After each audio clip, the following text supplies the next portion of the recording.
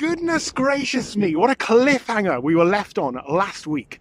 All of God's people, the Jews, are in danger of death because Haman has made a deal with the king that on a certain day all of the Jews shall die. Because Haman hates a man called Mordecai. And Mordecai is a Jew, and so Haman has made a deal with the king that on a certain day every one of God's people are going to be killed. But Mordecai, do you remember? Mordecai has a cousin called Esther. She is the queen. And so Mordecai gets all of God's people to pray, and he speaks with Esther, and he says, you must speak to the king.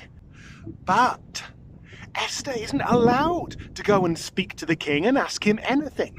If anyone speaks to the king without permission, they themselves will die. So Esther is like, I can't speak to the king. If anyone speaks to the king without permission, they will die.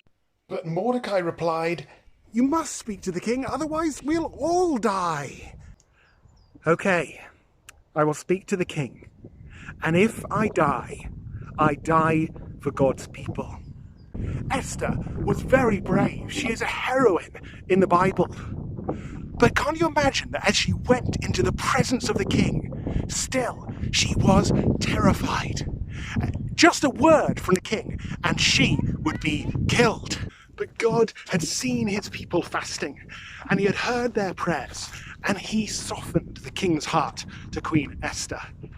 And the king said, whatever you ask of me, Esther, it shall be yours, up to half of my kingdom. Nice.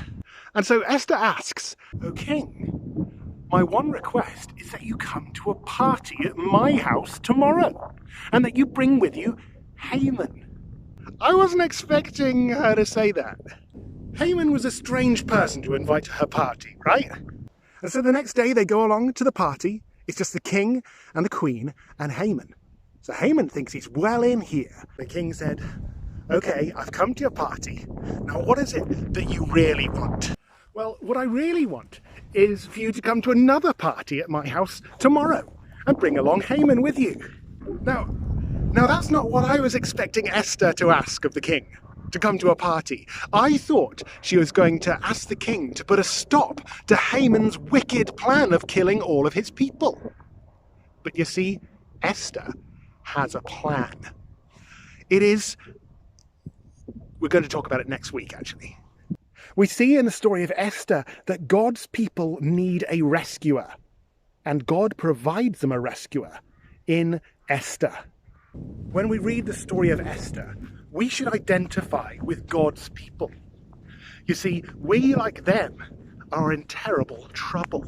We, like them, need a rescuer. We need a saviour. We haven't yet heard what Esther's plan is to save her people. But we do know what God's plan is to save his people through Jesus. If you remember, Esther said, if I die, I die.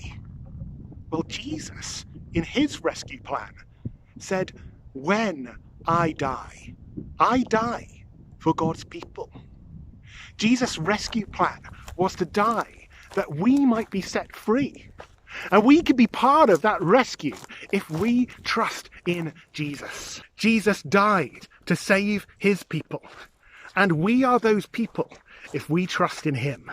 So when you think of Esther, think of Jesus and trust in his rescue plan for us.